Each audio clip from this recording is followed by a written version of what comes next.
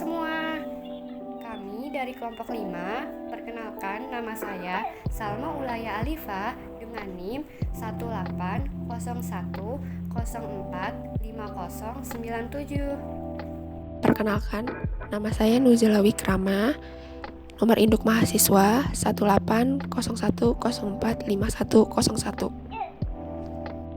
Perkenalkan, nama saya Umu Sifa dengan nomor induk mahasiswa 18010045065. Perkenalkan, nama saya Rafida Kamila dengan nomor induk mahasiswa 1801045049. Hari ini yaitu tentang administrasi kurikulum. Jadi, apa itu administrasi kurikulum? Administrasi kurikulum merupakan sebuah proses kegiatan yang direncanakan dan diusahakan secara sengaja dan bersungguh-sungguh, serta pembinaan secara kontinu terhadap situasi belajar mengajar secara efektif dan efisien, demi membantu tercapainya tujuan pendidikan yang telah ditetapkan. Jadi, dalam administrasi dan pendidikan yang tertib dan teratur itu sangat diperlukan untuk meningkatkan kemampuan pengelolaan pendidikan bagi kepala sekolah dan seorang guru. Peningkatan kemampuan tersebut akan berakibat positif, yaitu makin meningkatnya efisiensi, mutu, dan peluasan pada kinerja di dunia pendidikan. Untuk memperlancar kegiatan tersebut agar lebih efektif dan efisien, perlu informasi yang memadai. Sistem informasi di dunia pendidikan ini menyangkut dua hal pokok, yaitu yang pertama ada kegiatan pencatatan data atau yang disebut dengan recording system. Kemudian yang kedua itu ada pelaporan atau yang disebut dengan reporting system. Selanjutnya ada fungsi administrasi kurikulum. Dalam proses pendidikan, perlu dilaksanakan administrasi kurikulum agar perencanaan, pelaksanaan, dan evaluasi kurikulum berjalan lebih efektif, efisien, dan optimal dalam memberdayakan berbagai sumber belajar, pengalaman belajar, maupun komponen kurikulum. Ada beberapa fungsi dari administrasi kurikulum, diantaranya sebagai berikut. 1. Meningkatkan efisiensi pemanfaatan sumber daya kurikulum. Pemberdayaan sumber maupun komponen kurikulum dapat ditingkatkan melalui pengolahan yang terencana dan efektif. Yang kedua, meningkatkan keadilan dan kesempatan pada siswa untuk mencapai hasil yang maksimal. Yang ketiga, meningkatkan relevansi dan efektivitas pembelajaran sesuai dengan kebutuhan peserta didik maupun lingkungan sekitar peserta didik. Yang keempat, meningkatkan efektivitas kinerja guru maupun aktivitas siswa dalam mencapai tujuan pembelajaran.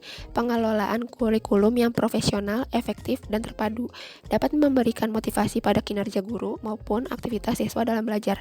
Yang kelima, meningkatkan efisiensi dan efektivitas proses belajar mengajar.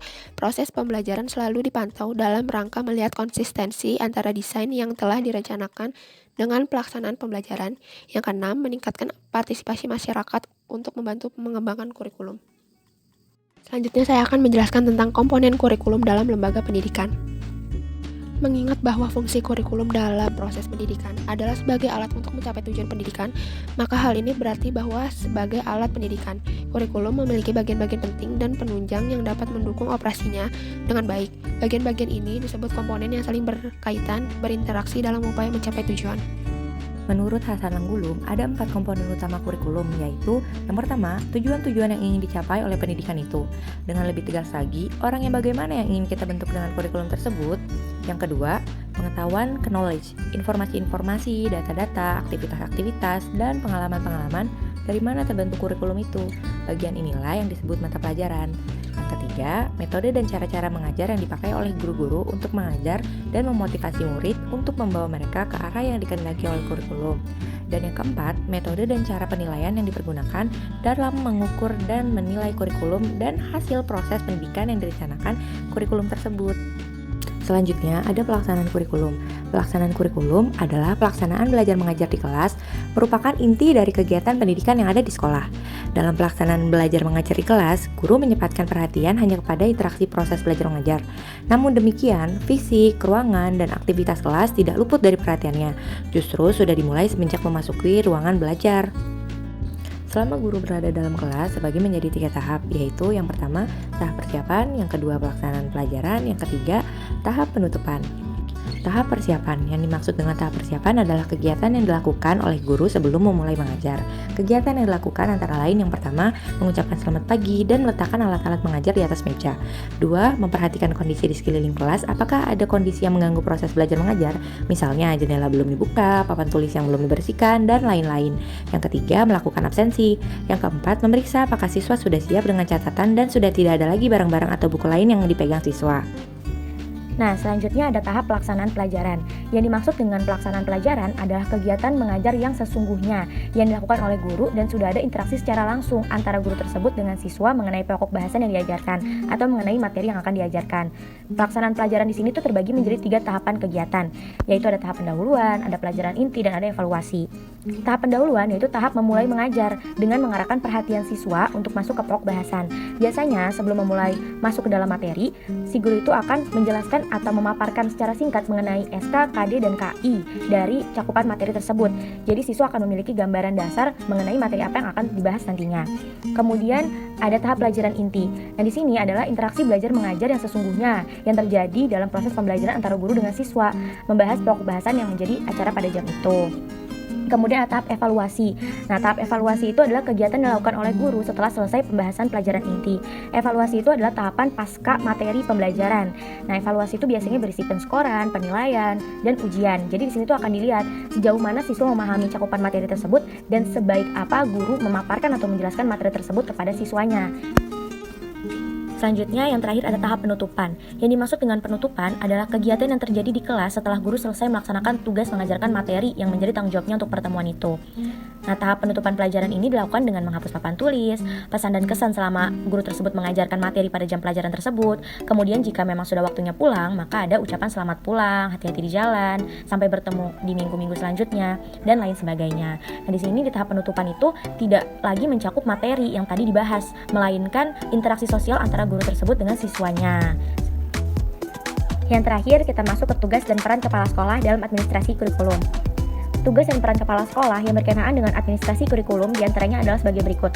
Yang pertama, menyusun perencanaan sekolah atau madrasah untuk berbagai tingkatan perencanaan. Perencanaan di sini maksudnya adalah perencanaan keuangan, perencanaan administrasi, perencanaan sistem belajar mengajar di kelas, perencanaan tenaga kerja, perencanaan sumber daya manusia sekolah, perencanaan fasilitas sarana prasarana sekolah, dan lain sebagainya. Nah, yang kedua, mengembangkan organisasi sekolah atau madrasah sesuai dengan kebutuhan. Maksudnya adalah mengembangkan segala kegiatan-kegiatan seperti ekstrakurikuler, OSIS, MPK yang ada di sekolah agar terus progresif ke depannya. Yang ketiga, memimpin sekolah atau madrasah dalam rangka pendayagunaan sumber daya sekolah atau madrasah secara optimal. Nah, yang keempat, mengelola perubahan dan pengembangan sekolah atau madrasah menuju organisasi pembelajaran yang efektif. Yang kelima, menciptakan budaya dan iklim sekolah atau madrasah yang kondusif dan inovatif bagi pembelajaran peserta didik. Maksudnya di sini adalah sebagai kepala sekolah, ia harus bisa menciptakan sistem iklim suatu sekolahnya itu menjadi kondusif dan inovatif dan fleksibel bagi siswanya, mengikuti digitalisasi, teknologi, dan perkembangan zaman. Jadi, dari materi yang telah disampaikan, dapat kita tarik kesimpulan bahwasanya administrasi kurikulum itu adalah suatu proses ataupun kegiatan yang secara sadar, secara sengaja, dan bersungguh-sungguh dilakukan untuk mencapai tujuan pendidikan bagi suatu instansi atau sekolah. Nah, administrasi kurikulum itu tidak hanya terfokus pada sekolah itu saja, melainkan juga terfokus pada unsur-unsur yang terdapat di dalam sekolah, seperti kepala sekolah, sumber daya manusianya, tenaga kepegawaiannya, sarana prasarananya, gurunya, siswanya, dan juga kegiatan pembelajaran ada di dalamnya. Untuk membangun atau menciptakan suatu administrasi kurikulum yang baik, tentunya harus dikoordinasikan dengan baik juga. Nah, itu adalah tugas dari kepala sekolah. Jadi sebagai seorang kepala sekolah itu tidak hanya bertugas memimpin sekolah tersebut, tetapi juga sebagai perencana, pengkoordinator, pengembang, agar sekolah tersebut tentunya menjadi lebih progresif atau lebih baik ke depannya dengan sarana ataupun wadah si administrasi kurikulum ini. Sekian video dari kami.